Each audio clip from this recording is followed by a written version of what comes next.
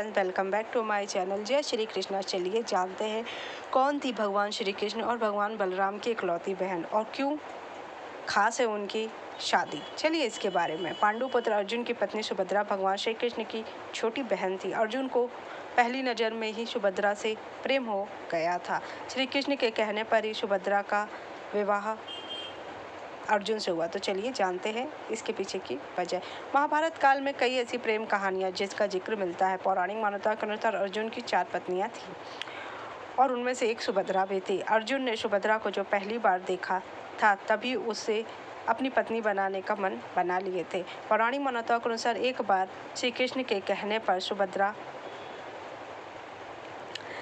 अर्जुन द्वारिका आए तो उनकी नज़र सुभद्रा पर पड़ी। अर्जुन की माँ कुंती श्री कृष्ण की बुआ थी, इसलिए श्री कृष्ण और अर्जुन के बीच घनिष्ठता थी। अर्जुन जब द्वारका पहुँचे तो उनकी नज़र श्री कृष्ण की बहन सुभद्रा पर पड़ी। सुभद्रा को पहली बार देखते ही उन्हें प्रेम हो गया। सुभद्रा की सुंदरता से वह मोहित हो गए। अर्जुन श्री कृष्ण ने अर्जुन की नज़र को पकड़ लिया। उन्हें लग गया कि अर्जुन सुभद्रा को प्रेम करने लगे हैं। मौका देखकर उन्होंने अर्जुन से सुभद्रा का विवाह करने का प्रस्ताव रख दिया।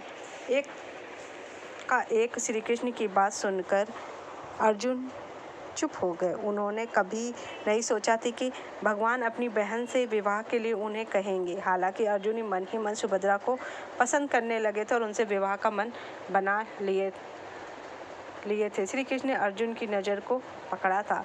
श्री कृष्ण ने कहा कि उसका सुभद्रा से विवाह करना आसान नहीं है।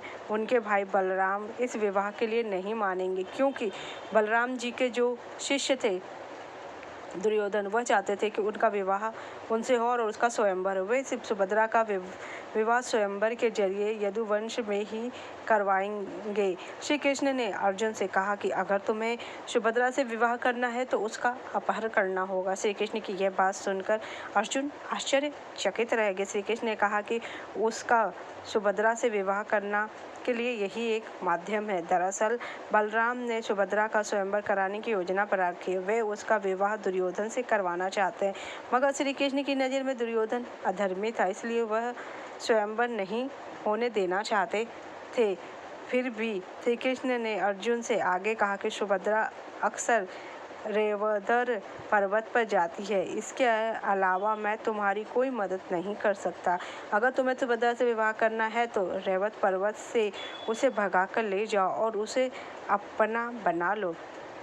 श्री कृष्ण के कहने पर अर्जुन रेवत पर्वत पर आ गए और सुभद्रा का इंतजार करने। जैसी सुभद्रा आई और प्रेम का इजहार करके उसे अपने रथ पर बिठा लिया। फिर अर्जुन उसे लेकर वहां से निकल पड़ा। बलराम को जब यह बात पता चली तो वह बहुत क्रोधित थे। बलराम के सैनिकों ने अर्जुन को रोकने की कोशिश की, लेकिन वह नाकाम रहे।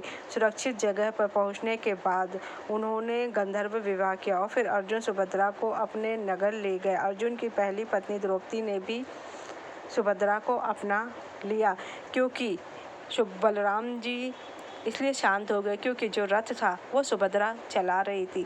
दरअसल भगवान श्री कृष्ण की यही योजना थी कि रथ को सुभद्रा चलाए, जिससे कि बलराम भैया का क्रोध शांत हो जाए, क्योंकि अर्जुन ने सुभद्रा ने अर्जुन का अपहरण किया था, जिस कारण से भगवान बलराम को और श्री कृष्ण को उसकी धूमधाम से शादी करनी पड़ी। सुभद्रा और अर्जुन के बीच जो गंधर्व विवाह हुआ, उसके बाद सुभद्रा और अर्जुन का एक बेटा हुआ जिसका नाम अभिमन्यु था। वही अभिमन्यु जिसको कुरुक्षेत्र में चक्रव्यूह में प्रवेश के दौरान मार दिया गया 7 महारथियों ने मिलकर। सुभद्रा को देवी योग माया का पुनर्जन्म माना जाता है।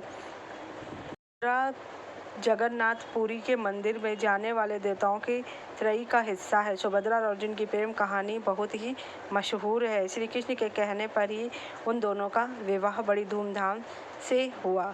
सुभद्रा की ये अनोखी है प्रेम कहानी। अगर आपको मेरी जानकारी अच्छी लगी तो मेरे चैनल को लाइक कीजिए, सब्सक्राइब कीजिए, शेयर कीजिए। Thank you so much.